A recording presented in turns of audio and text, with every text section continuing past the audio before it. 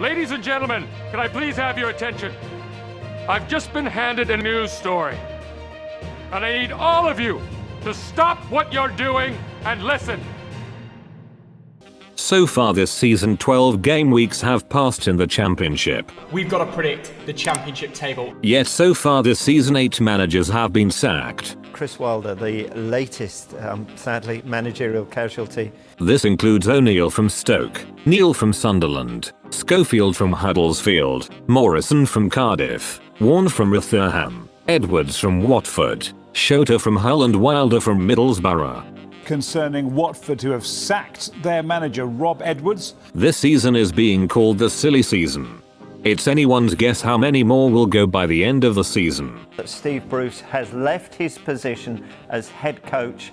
Messi joined PSG in 2021. We start with one of the most significant transfers in the history of football. At the end of this season, his contract there will be running out. And signed a lucrative 2-year deal with an option for a 3rd year. The rumour mill around Messi is saying he is planning to return to Barcelona at the end of his contract. This will be very emotional news for Barcelona fans. Rebecca Vardy sued Colleen Rooney for libel after she exposed that Vardy had been leaking information to the press. Vardy sued for libel, claiming serious harm to her reputation. The trial was nicknamed Wagatha Christie by the press. Her post detailing her detective work is how the name Wagatha Christie was born.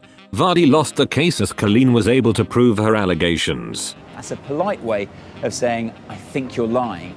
It's been released this week that Vardy will have to pay £1.5 million to Rooney for legal fees. And she faces a hefty bill too, up to £3 million in legal fees that could so easily have been avoided. Graham Potter has been made manager of Premier League side Chelsea and has started looking for players that suit his style of play. Chelsea have appointed Graham Potter as their new head coach. One player to be scouted is RB Leipzig's Christopher Nkunku.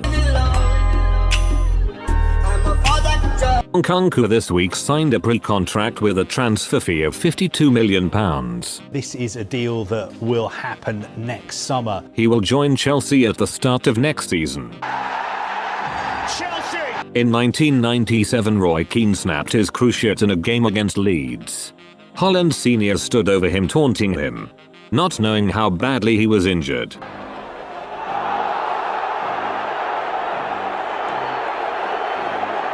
Four years later the two played each other again. Keane got his own back. He gave a heavy tackle that ended Holland Sr.'s career. This season Holland's son signed for Premier League side Manchester City.